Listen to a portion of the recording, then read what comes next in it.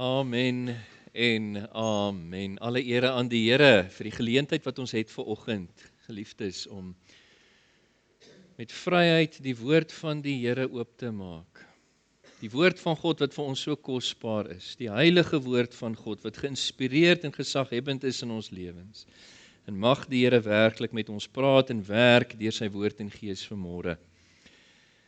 Maak julle Bybels asseblief vir my oop, geliefdes, by Efesiërs hoofstuk 6 verse 5 tot 9. Efesiërs 6 vers 5 tot 9. Ek gaan vanoggend met julle vanuit hierdie gedeelte die tema van werk adresseer. Ek het hierdie boodskap getitel God se wil vir werknemers en werkgewers.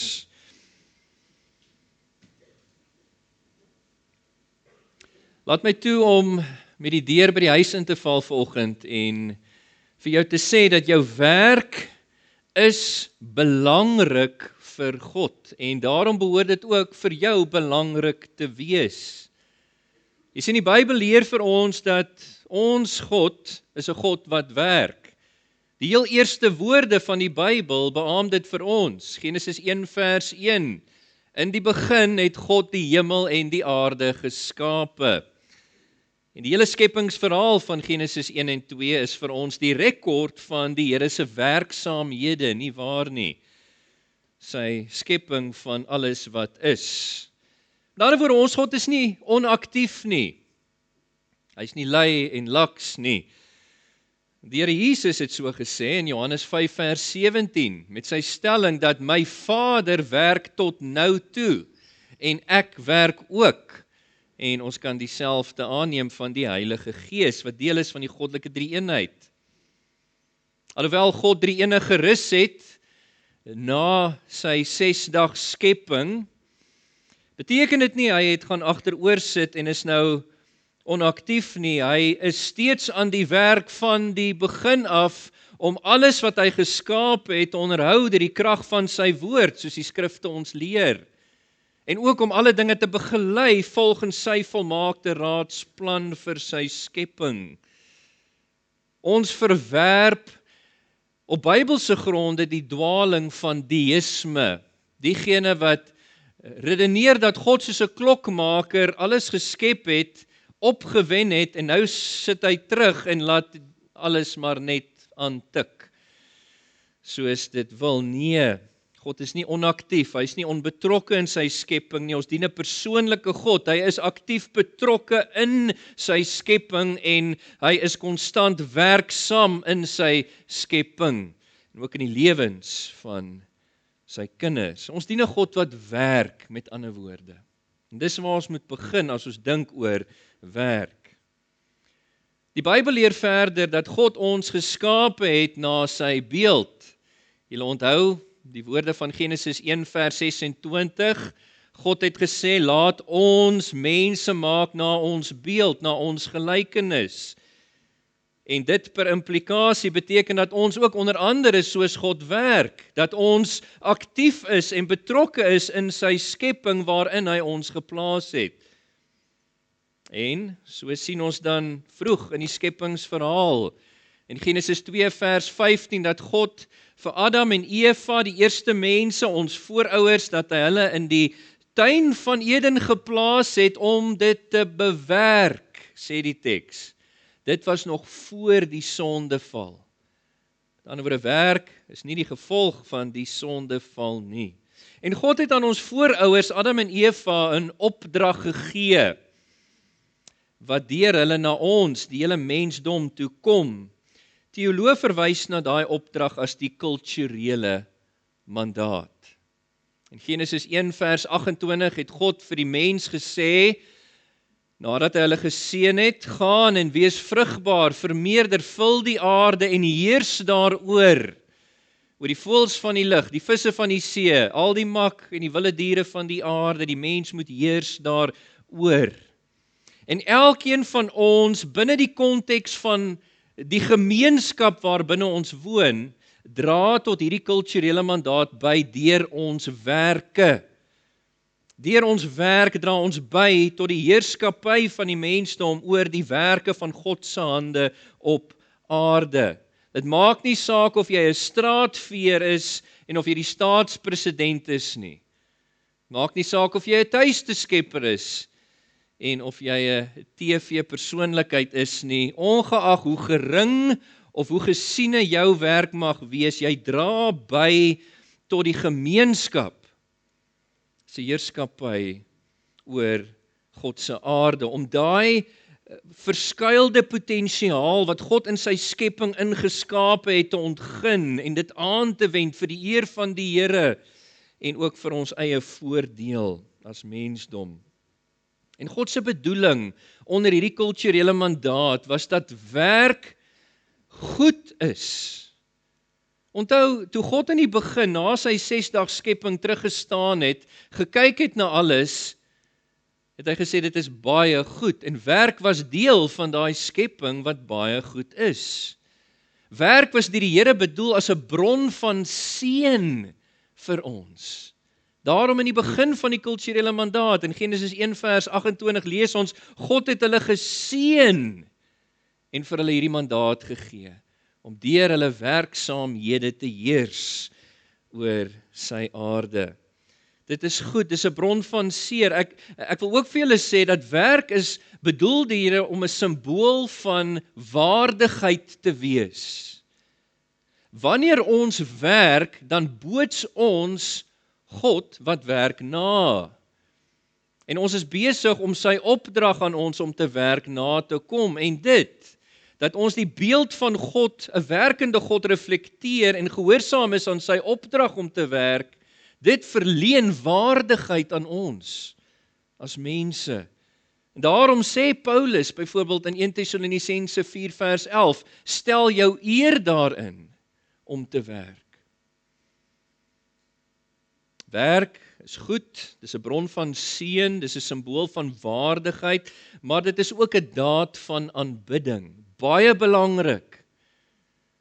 Onthou, God het vir ons hierdie opdrag gegee, en wanneer ons gehoorsaam is daaraan, verheerlik ons hom. Ons doen ons werke daarom as 'n daad van aanbidding teenoor die Here. Wanneer Paulus in 1 Korintiërs 10 vers 31 vir ons sê, of jy nou eet, of drink, of alles wat jy doen, hy sluit werk daarby in. Alles wat jy doen, doen alles tot eer van die Here.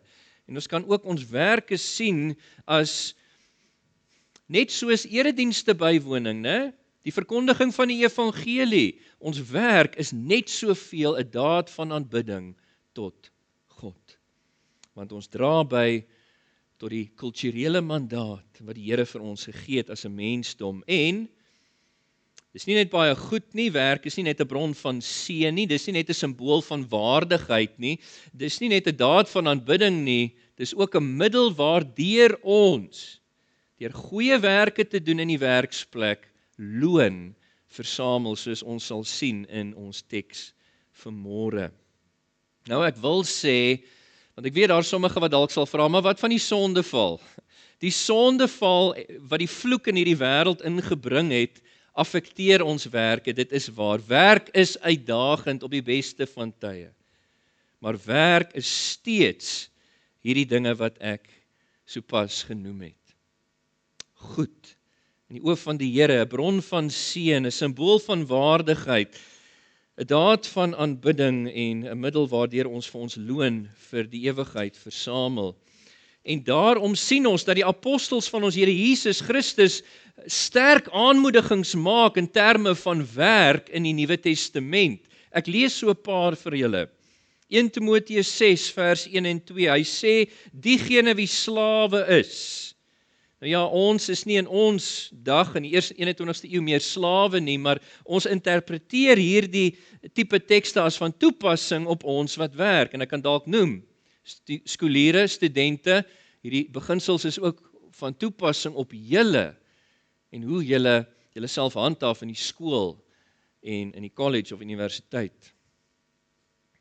Diegene wat diensknegte is, kan ons sê, werknemers moet met alle respek teenoor hulle baase, hulle bestuurders optree, sodat die naam van God en die leer nie belaster word nie, die leer van die evangelie. Diegene wat gelowige baase of eienaars het, bestuurders het, mag hulle nie verag nie, omdat hulle broers is. Laat hulle nog meer diensbaar wees aan gelowige baase, bestuurders, juis omdat dit gelowiges en geliefdes is, wat hierdie goeie diens van julle ontvang. Baie belangrik. In Titus, hoofstuk 2, vers 9 en 10,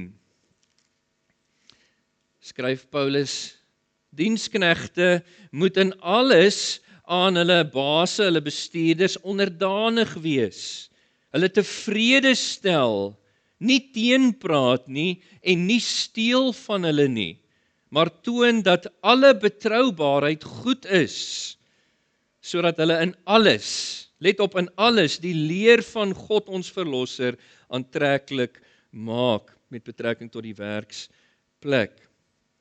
Ek het nou net vir julle gelees 1 Tessalonisense, of aangehaal 1 Tessalonisense 4, vers 11 en 12, Paulus skryf, laat dit vir julle 'n saak van eer wees om rustig te lewe, met julle eie sake te bemoei en met julle eie hande te werk, soos ons julle die opdrag gegee het, sodat julle ordelik en eerbaar kan leef. Werk word gesien deur die woord van die Here as iets ordelik en eerbaar.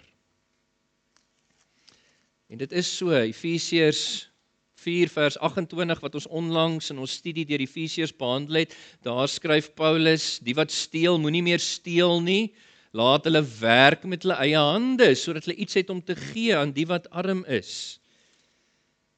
Die apostels is so ernstig hieroor, dat Paulus in 2 Tessalonisense 3 vanaf vers 6 hierdie woorde neerpen. Hy sê, ons beveel julle in die naam van ons Here Jesus Christus, broers en susters, dat julle elkeen wat moet vermy wat hom of haar onordelik gedra. Hoe het hulle self onordelik gedra? Wel, ons het niemand se brood sonder betaling geëet nie, sê Paulus die apostel, maar met swoeg en sweet, bedags en snags het ons gewerk, sodat ons vir niemand van julle 'n las sou wees nie. Nie dat ons nie die reg daartoe gehad het as apostels nie, maar ons wou vir julle 'n voorbeeld wees om na te volg. Want juist toe ons by julle was, het ons julle beveel dat iemand wat nie wil werk nie, ook nie behoort te eet nie. Let op die sterk klem wat hier gepraat word, op die eerbaarheid en die opdrag om te werk. Baie belangrik. En natuurlik, gelowiges, 'n goeie werksetiek is 'n kragtige getuienis in die werksplek van die transformerende krag van die evangelie in 'n persoon se lewe. Nou, dit wat ek vanoggend aan julle voorgehou het, in terme van werk, is wat ons noem 'n protestantse werksethos, of 'n protestantse werksbeskouing in kontras met 'n rooms-katolieke. Die Purityne het baie hieroor geskryf, die Protestant work ethic, as jy hulle werke lees. En hierdie werksbeskouing wat uit die woord van die Here uitkom en wat ek sopas voorgehou het aan julle, dit impliseer vir ons verder twee belangrike dinge in terme ten opsigte van werk.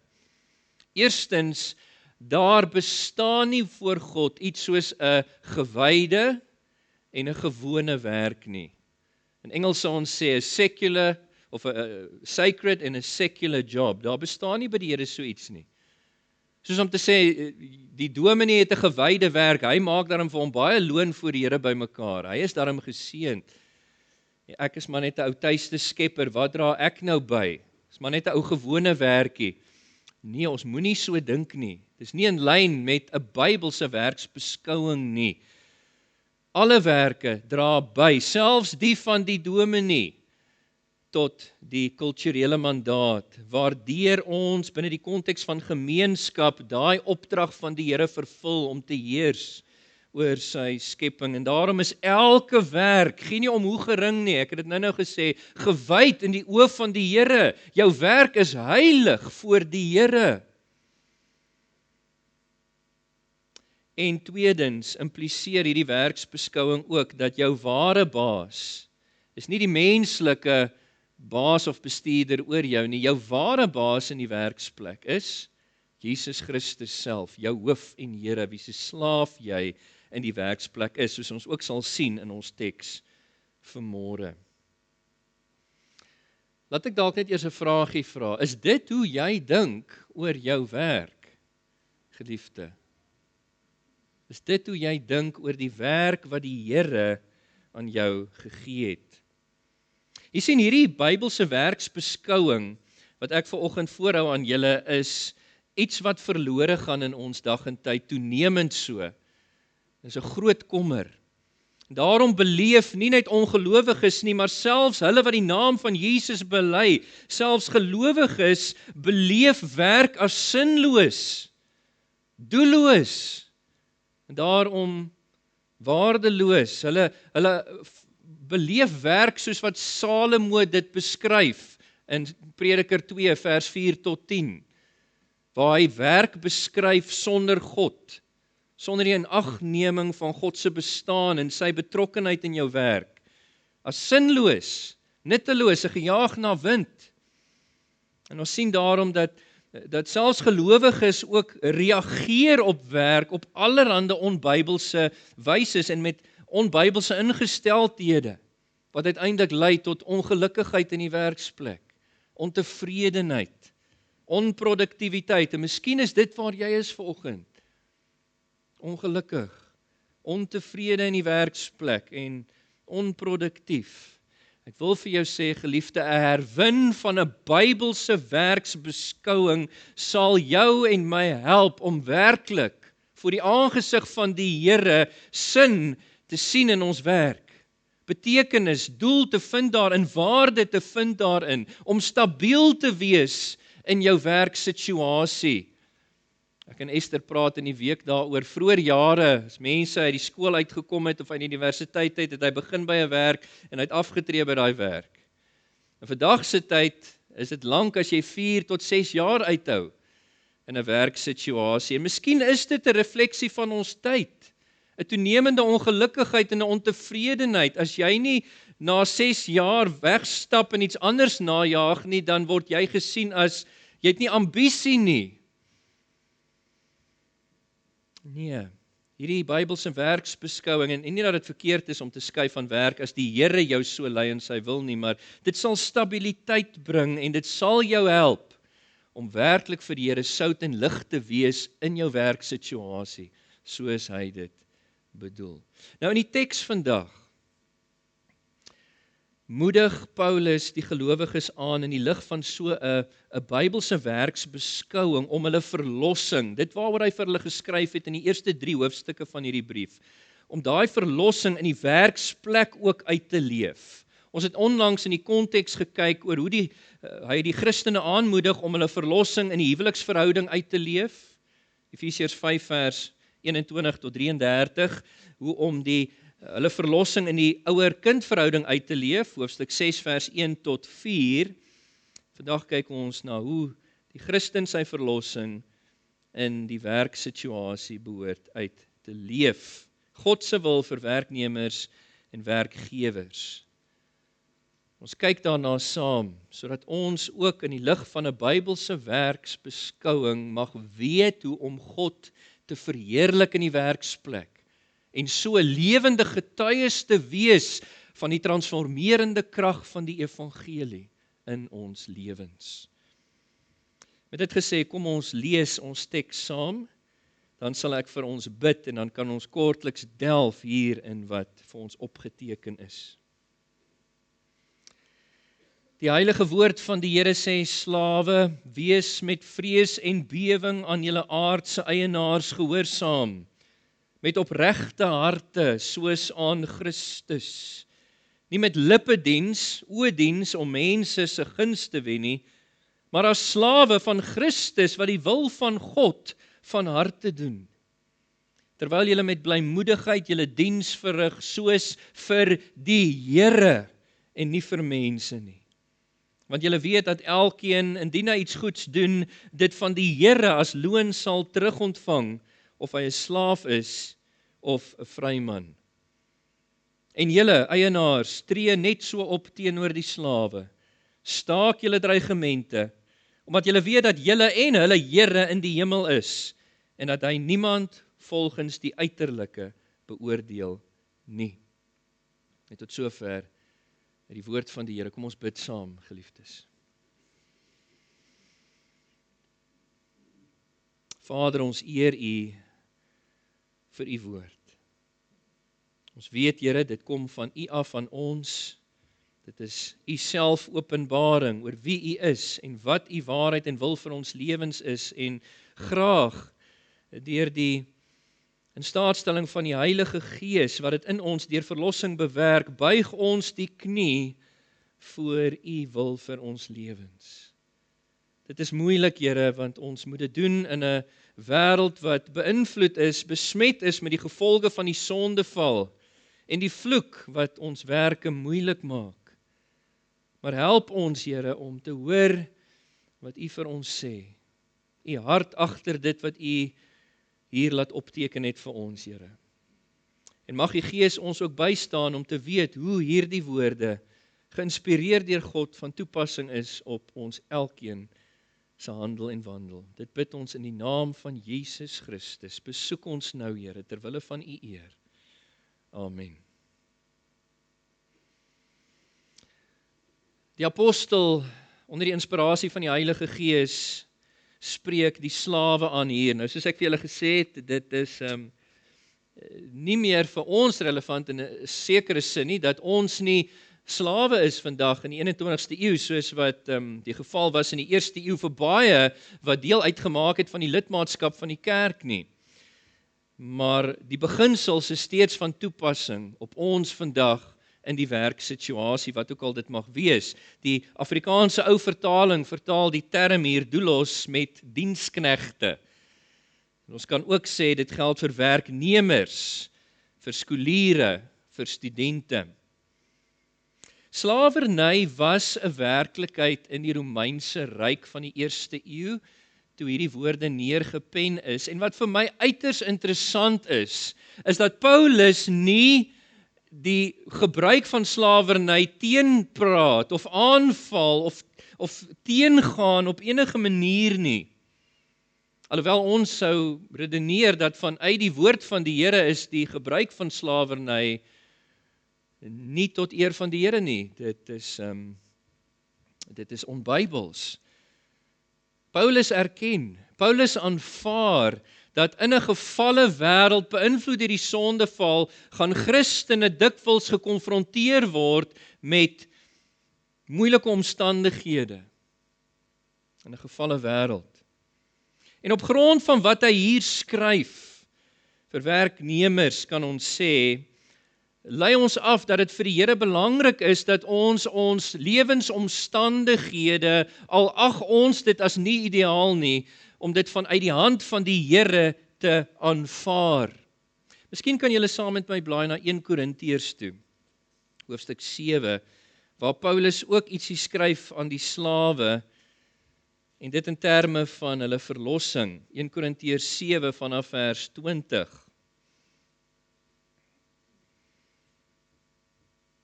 Net om te benadruk hierdie ingesteldheid van Paulus dat gelowiges hulle omstandighede in die wêreld en ook in die werksplek uit die hand van die Here aanvaar.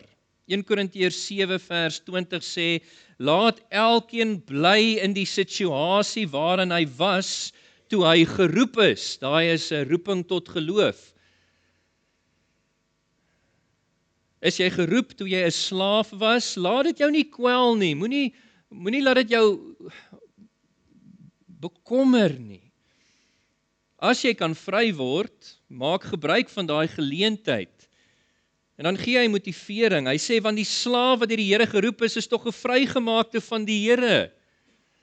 En net so is die een wat vry is, 'n slaaf van Christus. In vers 24 sê hy, broers en susters, laat elkeen voor God bly soos wat hy was toe hy geroep is.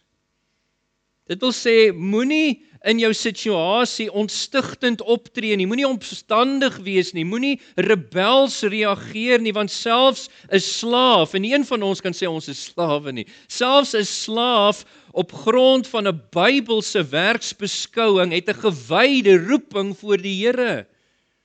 Sy werksaamhede in sy situasie is ook bedoel om vir hom 'n bron van seën vanaf die Here te wees.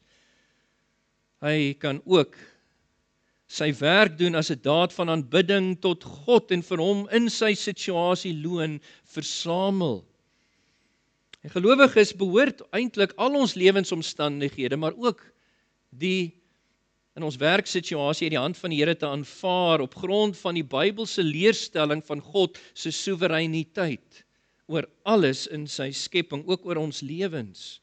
God is in beheer van ons lewens, geliefdes. Die Bybel leer vir ons dat God bepaal ons lewensloop elke dag.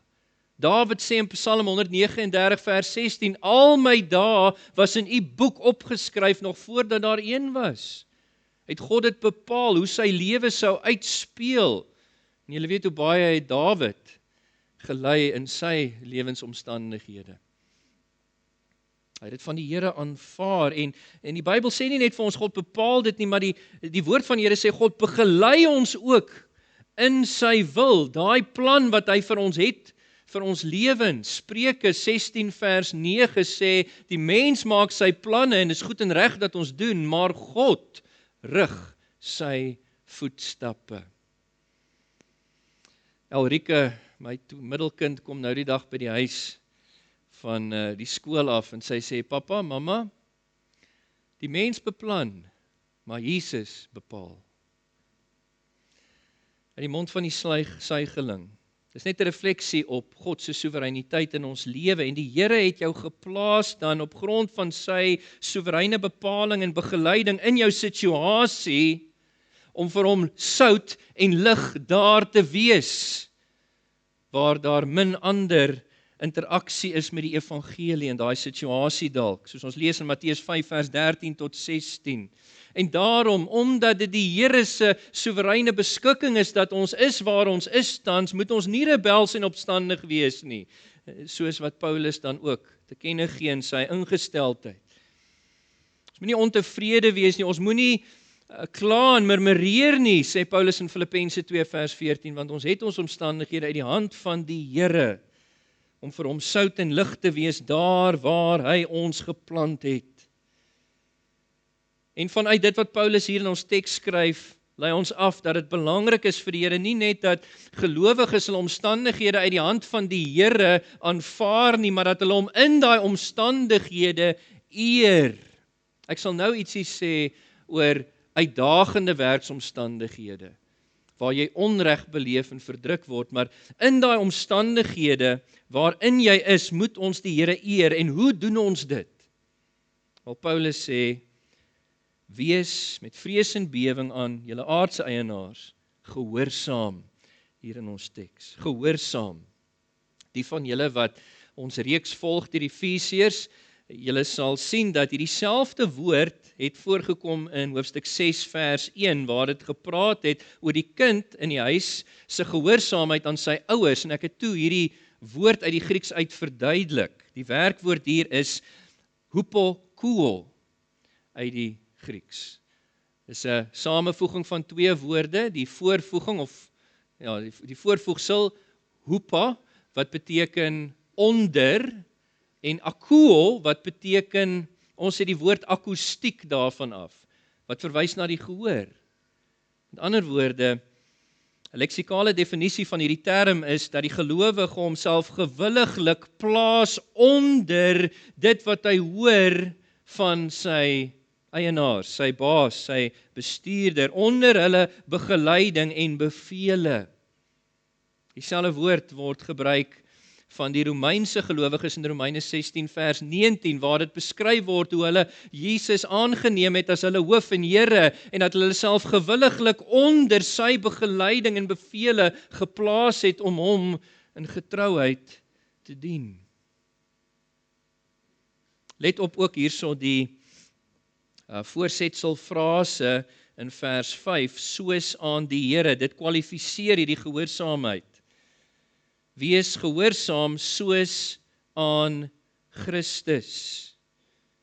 Hoekom sê Paulus dit? Wel, hy verduidelik homself in die teks, want alhoewel jy onder die gesag staan van ander, God gedelegeerde gesag in die werksplek kan ons sê, onder die gesag van baase en bestuurders, is jy eintlik 'n slaaf van Jesus Christus, want jy staan onder sy oppergesag. Uiteindelik, dit is hy wat jou in jou omstandighede geroep het, dis hy wat jou in daai omstandighede geplaas het, sodat jy hom in daai omstandighede, in daai situasie kan dien as sy slaaf ter wille van sy eer en sy koninkryk. Dis wat Paulus hier sê in vers 6 en 7. Kyk gou weer saam met my na die teks. Wees gehoorsaam soos aan Christus, vers 6, nie met lippediens om mense se guns te wen nie, maar as slawe van Christus, wat die wil van God van harte doen. Terwyl julle met blymoedigheid julle diens verrig, soos vir die Here en nie vir mense nie. Ons doen ons werk vir Jesus en indirek vir ons baase en bestuurders. En as slawe van Christus moet ons gehoorsaamheid in die werksplek dan as volg wees. Hier gee Paulus vir ons 5 beskrywings van die aard van daai gehoorsaamheid in ons teks. Ek wil dit vir julle uitlig. 5 beskrywings hier. Eerstens, dit moet wees volgens vers 5 met vrees en bewing. Hy sê slawe wees met vrees en bewing aan julle aardse eienaars gehoorsaam.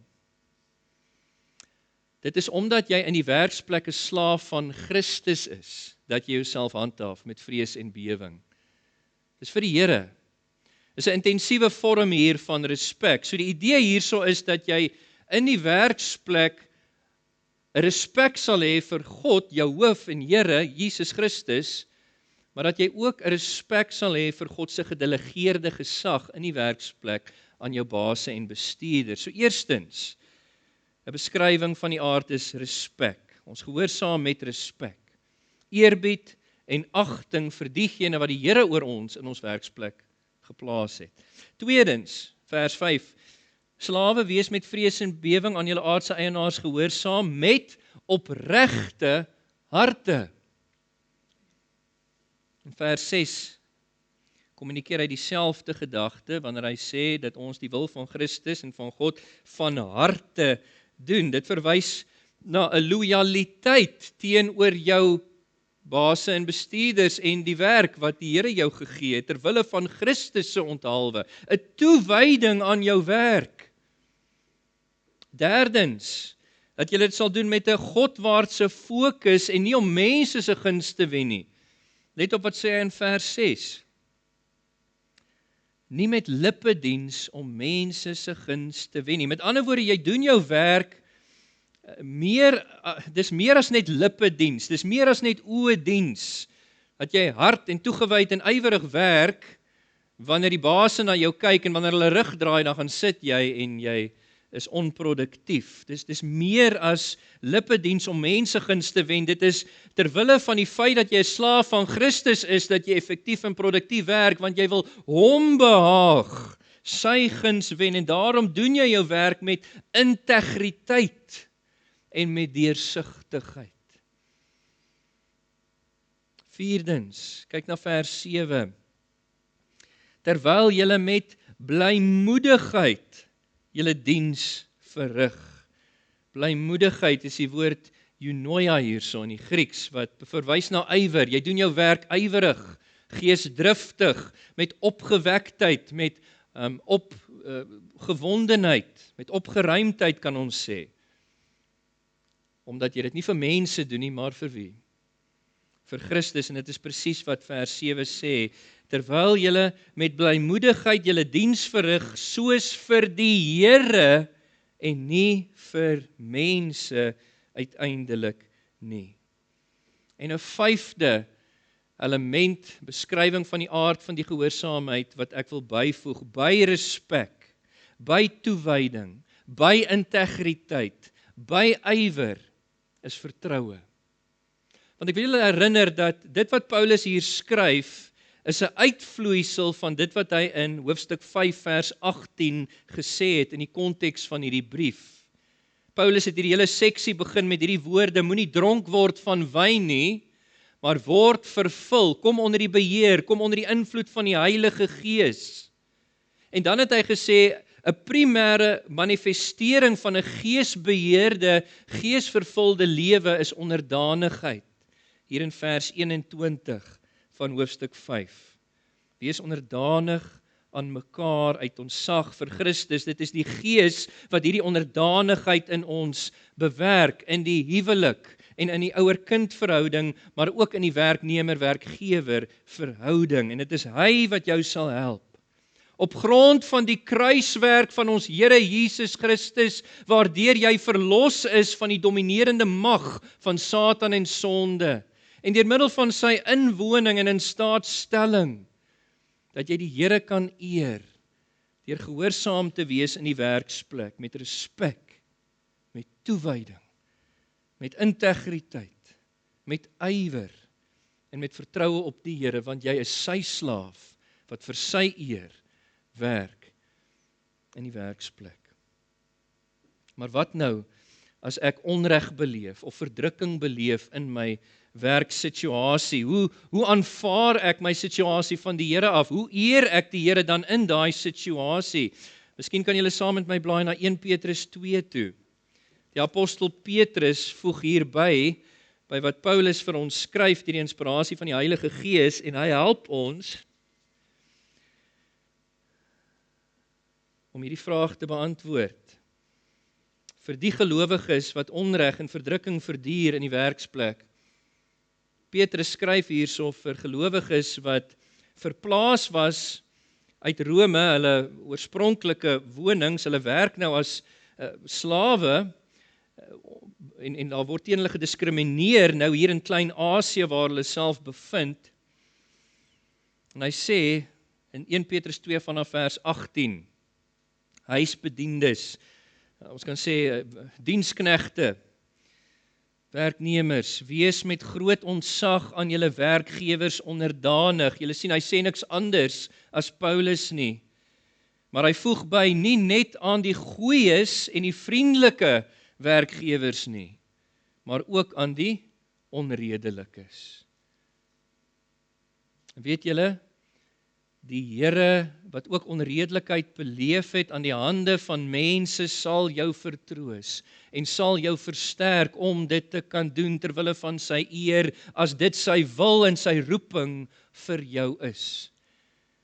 Wees ook onderdanig aan onredelikes. Dit is immers genade as iemand, omdat hy met God rekening hou, onregverdige lyding verduur. Let op, omdat hy met God rekening hou. Hy het 'n Bybelse werksbeskouing waarin God sentraal is tot sy werk.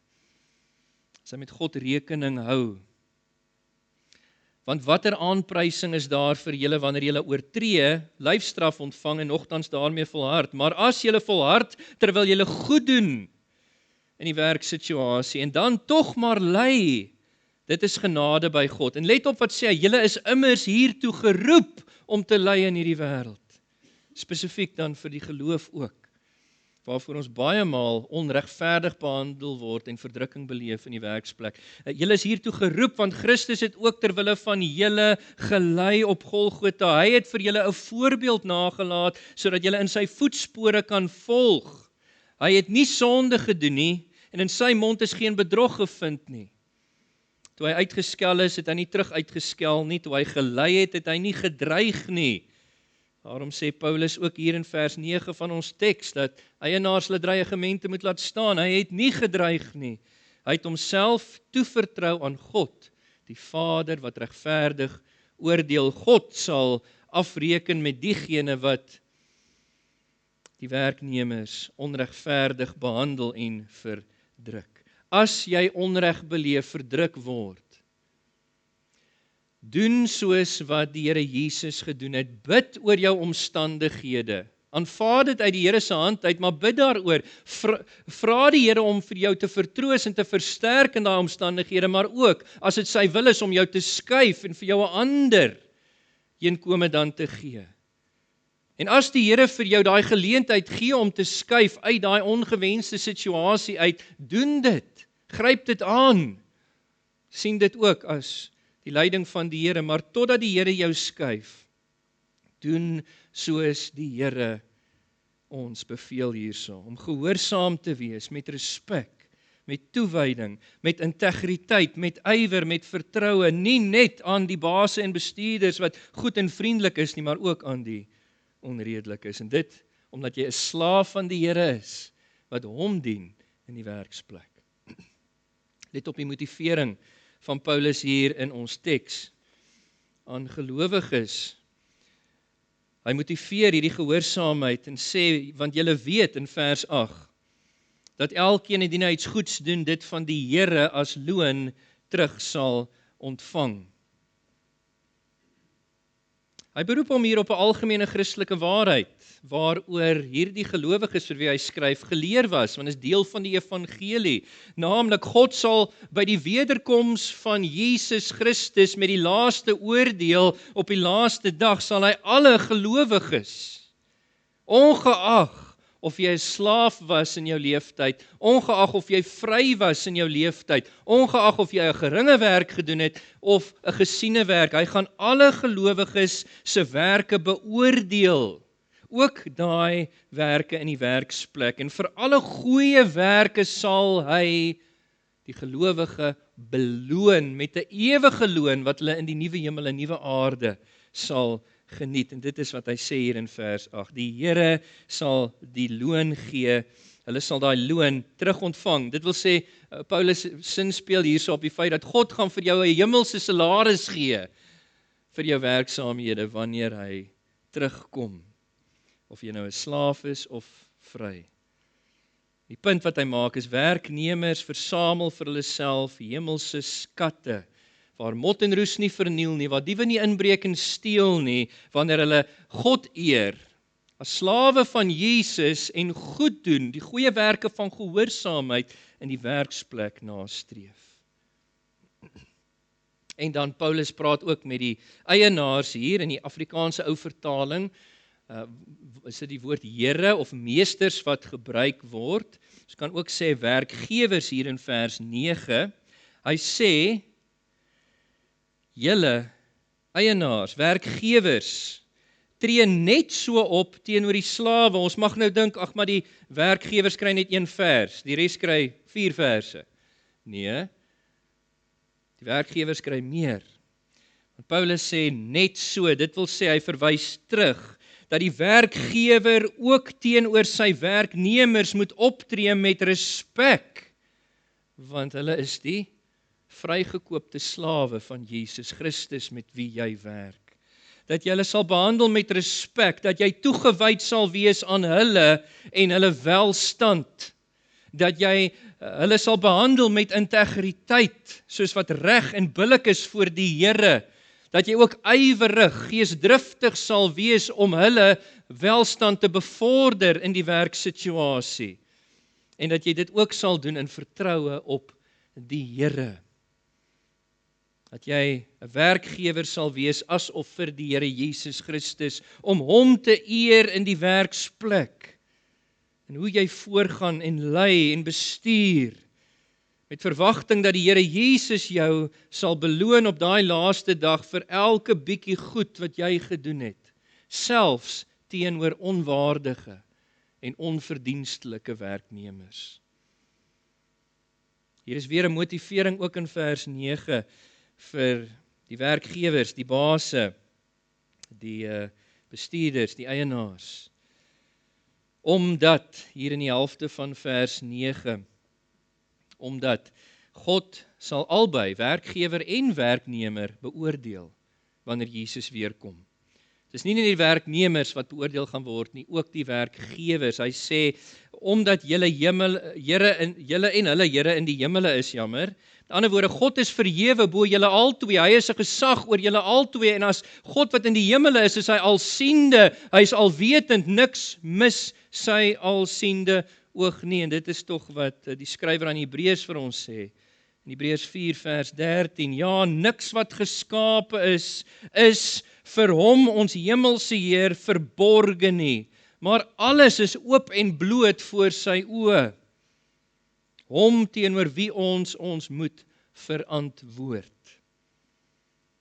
Julle en hulle Here is in die hemel, hy sien alle dinge, hy weet hoe jy jou werknemers behandel, en hy, wanneer hy terugkom, gaan deur Jesus Christus, die regverdige regter, beoordeel nie volgens die uiterlike nie, dis wat hy sê hier in ons teks, omdat julle weet dat julle en hulle Here in die hemel is, en dat hy niemand volgens die uiterlike beoordeel nie.